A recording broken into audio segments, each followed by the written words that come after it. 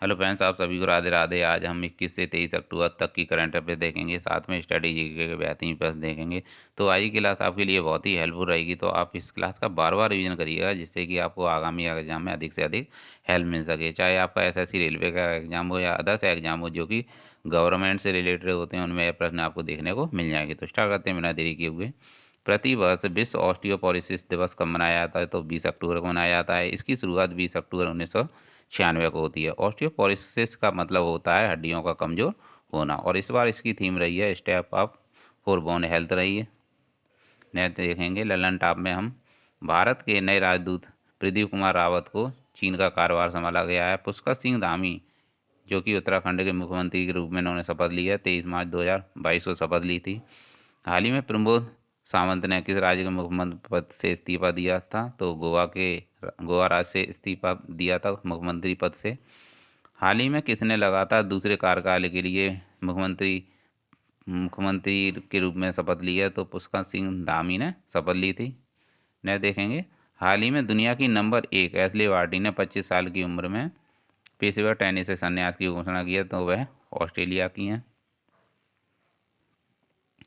हाल ही में कौन US supreme court की पहली अश्वेत महिला हैं? तो केंताजी ब्राउन जैक्सन हैं। 5वें खेलो इंडिया यूथ गेम्स 2022 का आयोजन मध्य प्रदेश में किया जा रहा है, और इसके बारे में हम देखेंगे यूथ गेम्स के बारे में। पहला खेलो इंडिया यूथ गेम्स नई दिल्ली में हुए थे, और दूसरे खेलो इंडिया यूथ गेम्स का आयोजन बेंगलोर में हुआ था, और इसका शुभंकर बीरा रहा था। चौथा खेलो इंडिया यूथ गेम्स का आयोजन पंचकुला हरियाणा में हुआ था, और इसका शुभंकर धाकड़ रहा था। और 5वें के बारे में देखेंगे 20 अक्टूबर 2022 को केंद्रीय मंत्री अनुराग ठाकुर ने 5वें खेलो इंडिया यूथ गेम्स का आयोजन मध्य प्रदेश में किया। न देखेंगे ललन टॉप में हम फ्लिपकार्ट हेल्थ प्लस के सीईओ प्रशांत जाबरी हैं, और गवर्नेंस डिवीजन के सीईओ अभिषेक सिंह हैं। पंजाब का नया महाधिवक्ता अनुरतन सिद्धू को नियुक्त किया गया है। पूर्व क्रिकेटर रॉन मास का हाल ही में 74 वर्ष की आयु में निधन हो गया, वह ऑस्ट्रेलिया के थे। और हाल ही में क्रिकेटर शेन वॉर्न का भी निधन हो गया, वह भी ऑस्ट्रेलिया से ही थे। कौन सी क्रिकेट टीम 24 वर्षों में पहले दौर के लिए पाकिस्तान पहुंची? तो ऑस्ट्रेलिया पहुंची थी। हाल ही में संयुक्त राज्य अमेरिका ने पीटर हास को किस देश में अपना राजदूत नामित किया है? तो बांग्लादेश में। हाल ही में अभिषेक चटर्जी का 58 वर्ष की आयु में निधन हो गया, वह बंगाली अभिनेता थे। एसएसबी के नए महानिदेशक एसएल थाउसेन को नियुक्त किया गया है। अंतर्राष्ट्रीय डिजिटल सहयोग के कार्यक्रम के समन्वय के लिए प्रौद्योगिकी पर संयुक्त राष्ट्र महासचिव एंटोनियो गुटेरस के दूत के रूप में अमनदीप सिंह को नियुक्त किया गया है। अल्बानिया के नए निर्वाचित राष्ट्रपति का नाम बजराम बेगज है। असम में गुवाहाटी उच्च न्यायालय के कार्यवाहक मुख्य न्यायाधीश के रूप में नोगमी कापंग सिंह को नियुक्त किया गया है। इंटरनेशनल एल्यूमिनियम इंस्टीट्यूट के नए अध्यक्ष के रूप में सतीश पाई को नियुक्त किया गया है हाल ही में। इन्फोसिस के सीईओ और एमडी के रूप में सलील पारेख को नियुक्त किया गया है। एलिजाबेथ बॉर्न को हाल ही में किस देश के नए प्रधानमंत्री के रूप में नियुक्त किया गया है? तो फ्रांस के प्रधानमंत्री के रूप में नियुक्त किया गया है। ऑस्ट्रेलिया के 31वें प्रधानमंत्री एंथोनी एल्बनीज बने हैं। ऑस्ट्रेलिया के पूर्व क्रिकेटर एंड्रयू साइमंडस का हाल ही में निधन हो गया, वह एक ऑलराउंडर थे।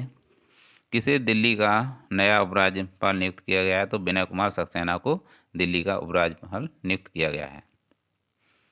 भारतीय एयरटेल की एमडी और सीईओ के रूप में गोपाल विट्ठल को नियुक्त किया गया है। किसे प्रधानमंत्री नरेंद्र मोदी के निजी सचिव के रूप में नियुक्त किया गया है? तो विवेक कुमार को नियुक्त किया गया है। केंद्रीय माध्यमिक शिक्षा बोर्ड के अध्यक्ष के रूप में निधि छब्बर को नियुक्त किया गया है।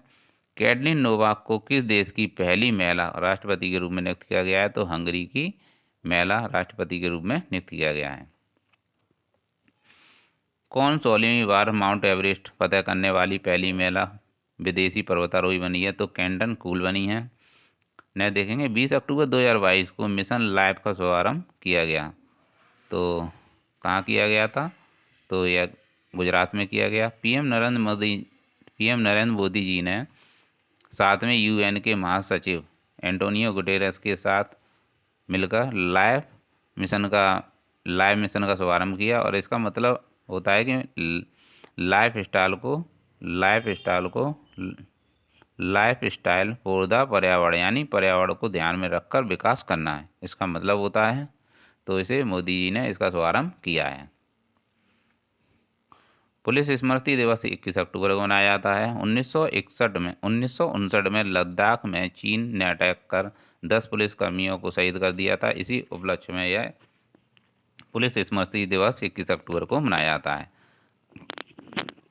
राष्ट्रीय पुलिस स्मारक नई दिल्ली में, और इसकी स्थापना 2018 में हुई थी। वायुसेना दिवस 8 अक्टूबर को मनाया जाता है। अंतर्राष्ट्रीय बालिका दिवस 11 अक्टूबर को मनाया जाता है। और विद्यार्थी दिवस 15 अक्टूबर को मनाया जाता है। डॉक्टर APJ अब्दुल कलाम के जन्म दिवस के उपलक्ष्य में यह मनाया जाता है। विश्व खाद्य दिवस 16 अक्टूबर को मनाया जाता है। और राष्ट्रीय डॉल्फिन डे 5 अक्टूबर को मनाया जाता है। और यह पहली बार 2009 में इसकी शुरुआत हुई थी।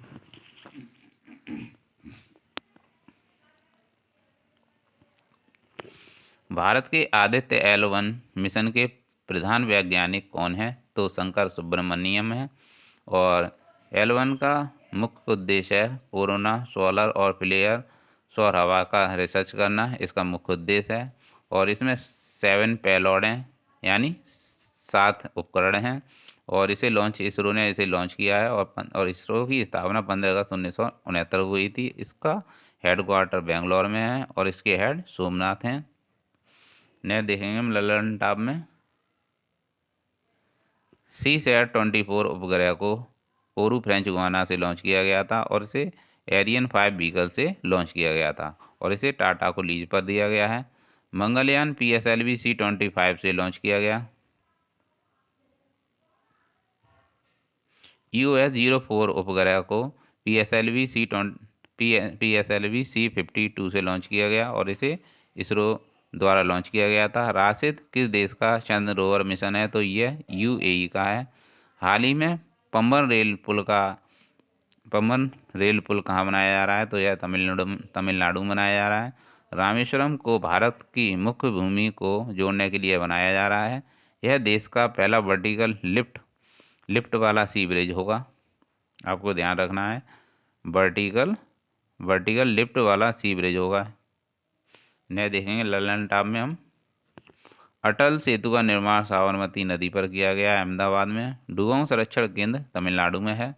44वां शतरंज ओलंपियाड चेन्नई में हुआ था। डिजिटल खाद्य संग्रहालय तमिलनाडु में है, तमिलनाडु में स्थापित किया जा रहा है।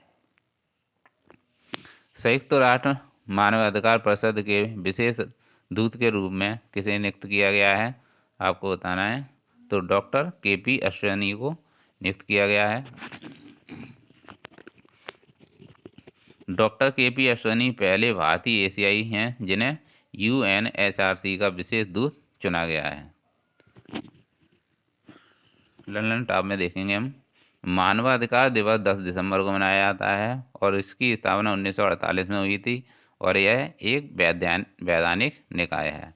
राष्ट्रीय मानवाधिकार आयोग के पहले अध्यक्ष रंगनाथ मिश्रा थे। और वर्तमान में जस्टिस अरुण मिश्रा हैं। सखाराव पुरस्कार मानवाधिकार यूरोपियन यूनियन द्वारा दिया जाता है।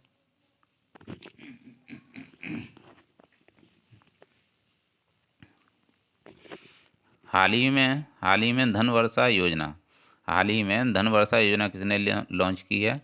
तो इसे LIC ने की है। LIC की स्थापना 1956 के एक्ट के तहत हुई थी। और SBI की 1955 के एक्ट के तहत हुई थी।